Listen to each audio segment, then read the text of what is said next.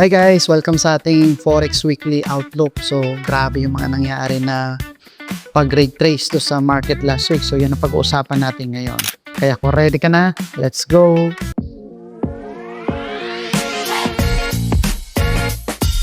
So, bago tayo mag-start, tingnan muna natin tong economic calendar kung ano yung mga high impact news na paparating this coming week.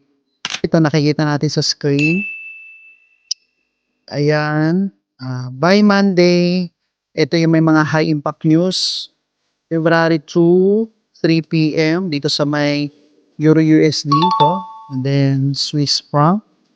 Ayan.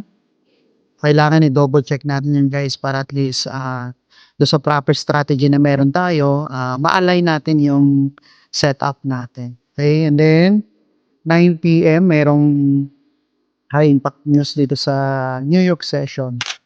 Tuesday, ayan, wala masyado. Then ito rin, 9 p.m. din. Wednesday, ito sa New Zealand, so during Asian session. So ano to, around 5 a.m. to 6 a.m. Wednesday, Euro CPI. Ayan. So double check niyo na lang din guys itong economic calendar natin. Alright. And then Thursday. So ito lang sa AUD, Australian dollar. And sa JBP, ito may mga ilang high impact news.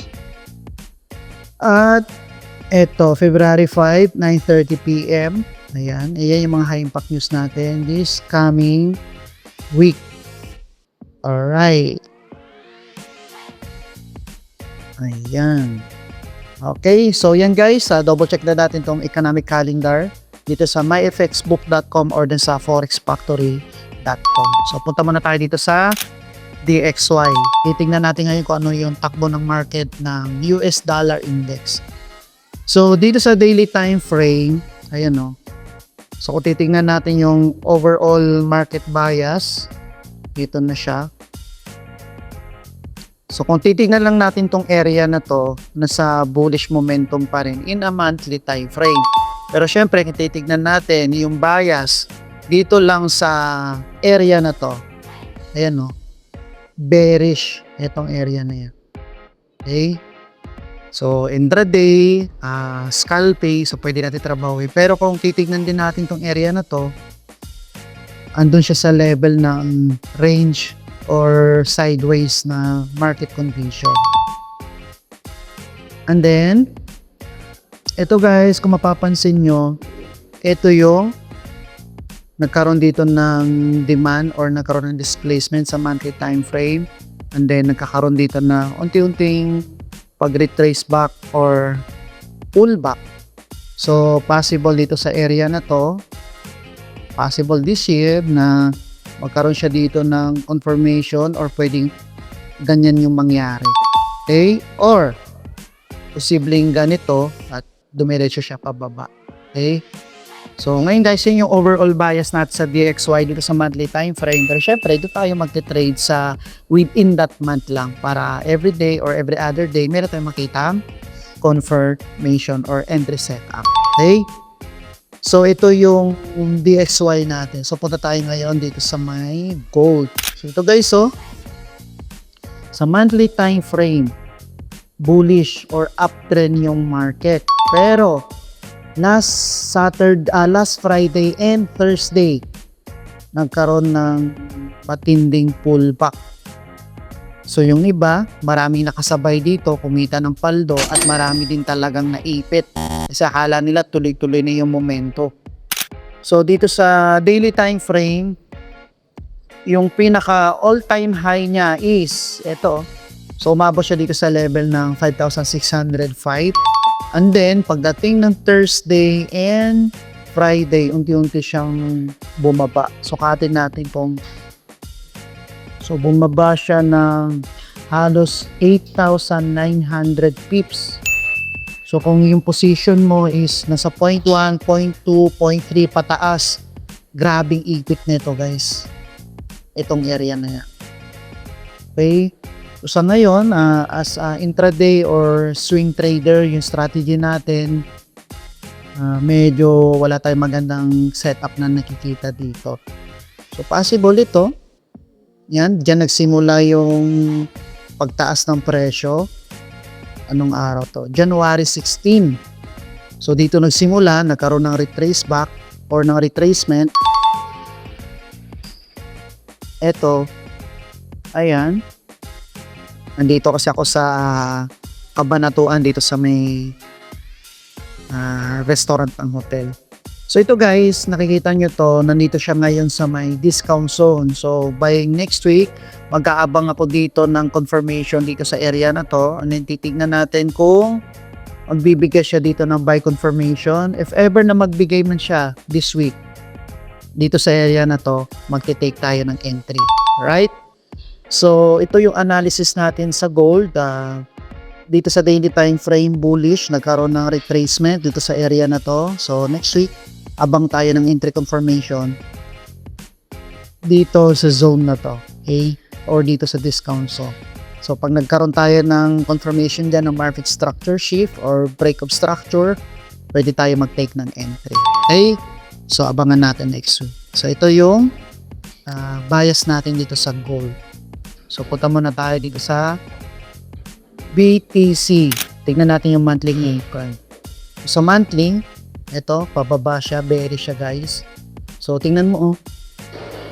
Weekend na weekend kagabi or ngayon, halos matindi pa rin yung momentum ng BTC. Ito, oh, bumaba siya kagabi na 75. Tama yung prediction natin. Kasi kagabi, kasama ko yung mga kapwa traders natin dito sa Kabanatuan na prediction ko na posibleng bumaba si BTC sa 75, which is nangyari. Ito, 75 level. Okay, so may mga kasamaan tayo dito na naipit. So sa monthly time frame, ang bias natin sa BTC is bearish. Pero kung titingnan nyo yung overall guys, so bullish. Okay? So ito, titignan natin dito sa area na to this coming week kung magbigay siya ng confirmation ng long position or ito, pinaka-POI din natin tong area na to bago siya mag-long. Okay? So, pag nagbigay siya dyan ng long confirmation, sasabayan natin. Yan. Right? So, yan yung bias natin for monthly time frame.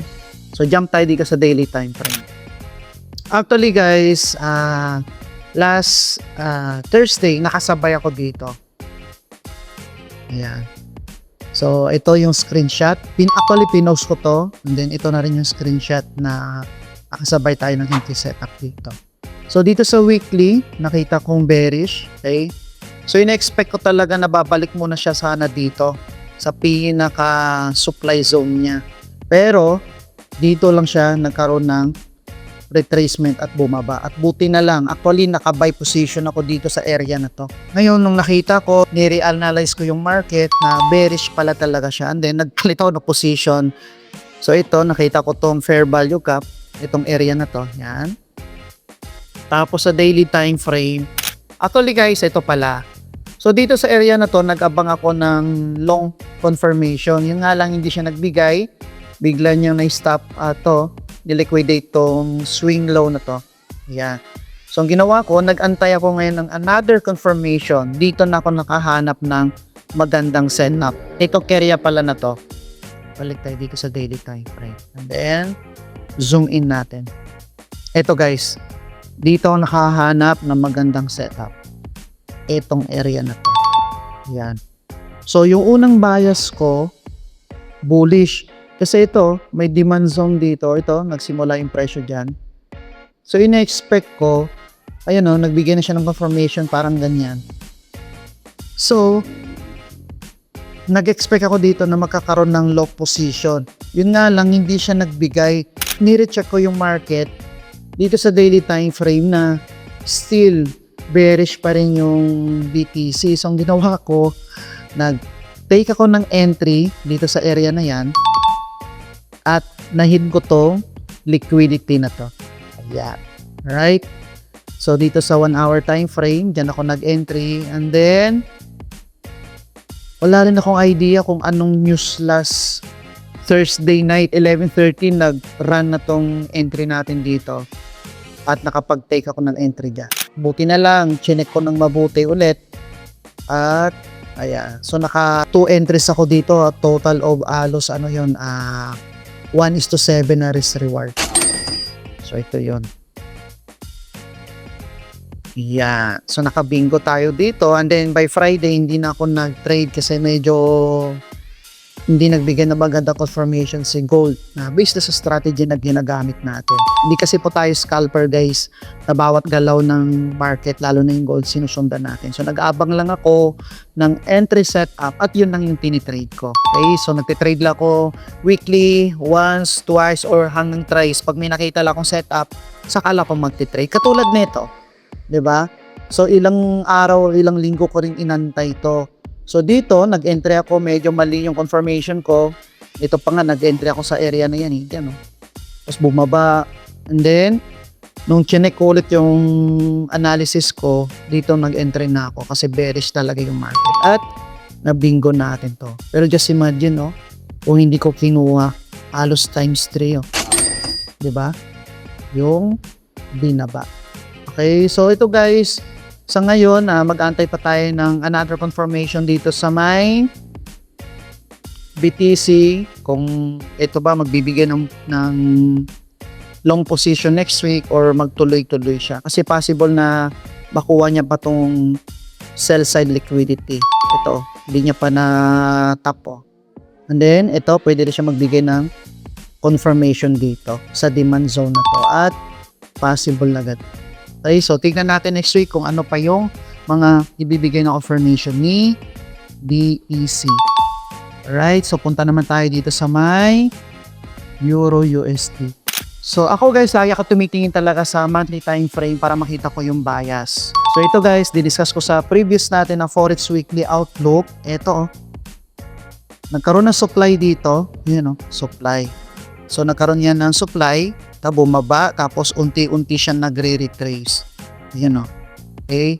So ngayon, nandito na siya ngayon sa may premium zone or sa supply zone.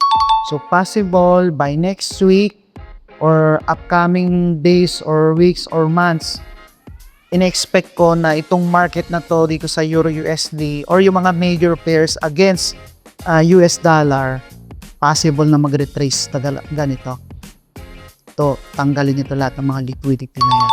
Okay, kasi syempre, number 1 currency talaga natin ngayon is US dollar.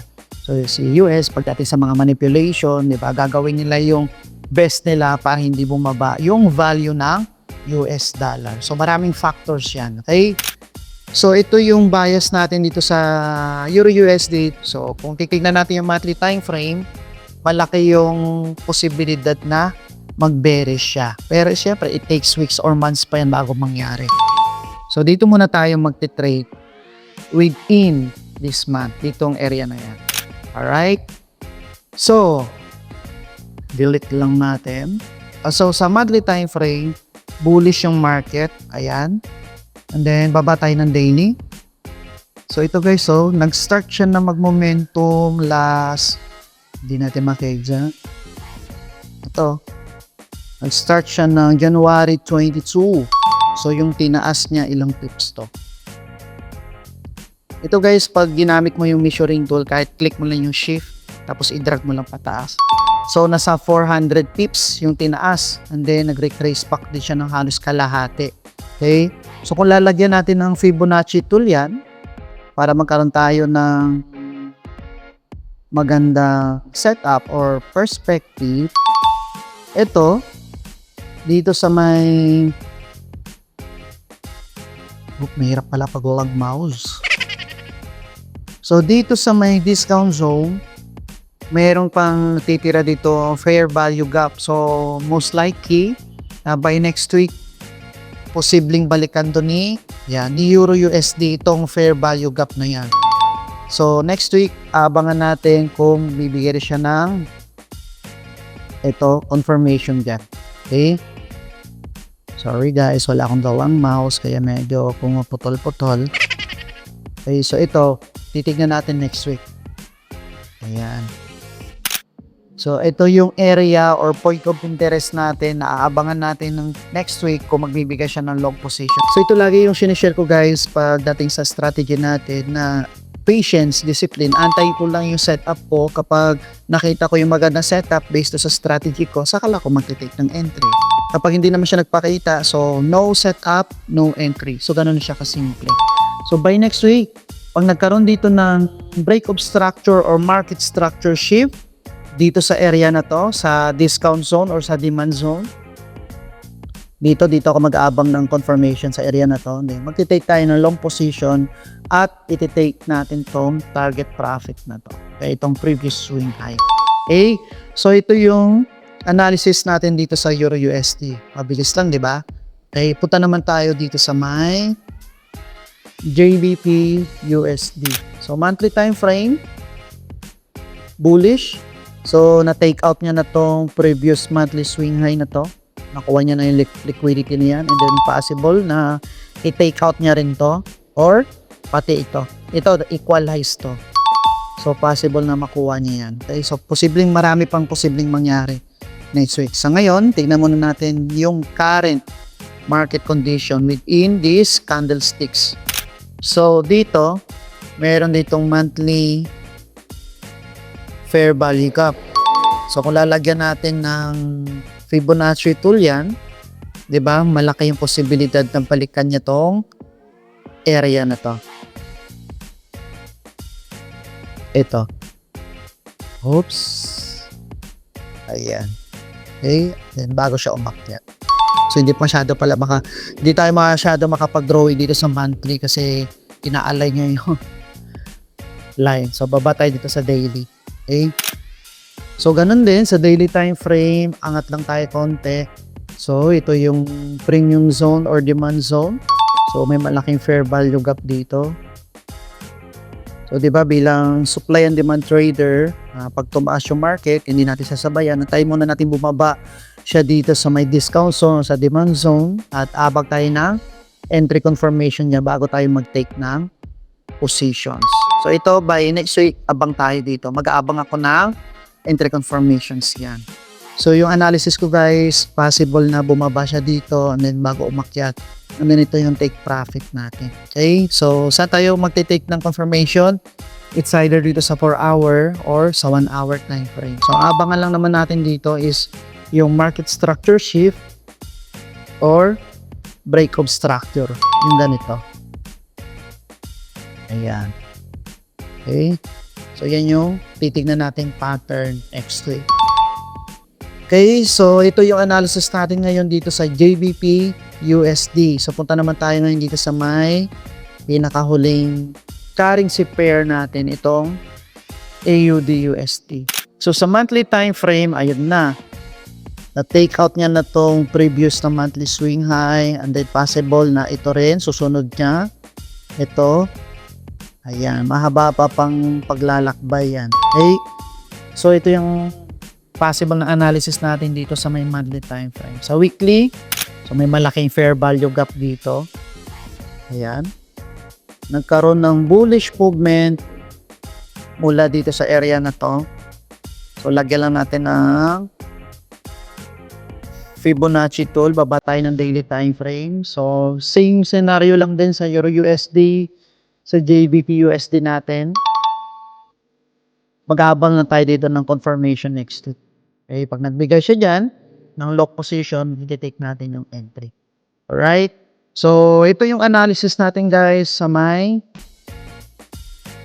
AUD USD. Okay? So, ito guys yung analysis natin sa AUD USD. Okay? So, wag natin kakalimutan ng i-apply pa rin natin lagi yung risk management. Kasi dito sa trading, kailangan natin tumagal kasi hindi lahat ng oras o ng setup natin is guaranteed. Pero yung setup natin, was na na-master natin yan, along the way, lalabas at lalabas yan sa market. As long as may proper strategy ka or may proper risk management, makakasabay at makakasabay ka at mamamaximize mo yung target profit natin. Alright? So far, ito lang yung analysis natin sa major pairs, sa gold at saka sa BTC. Okay? So kung meron kang clarifications or questions, mag-iwan ka lang dyan sa comment section at susubukan natin sasagutin yan isa-isa. Kung bago ka pa lang ito sa channel, huwag nakalimutan na mag-subscribe at i-click mo na rin yung notification bell para updated ka sa mga upcoming videos natin katulad nito. Okay? Kaya kita-kits ulit tayo sa next na video. See you!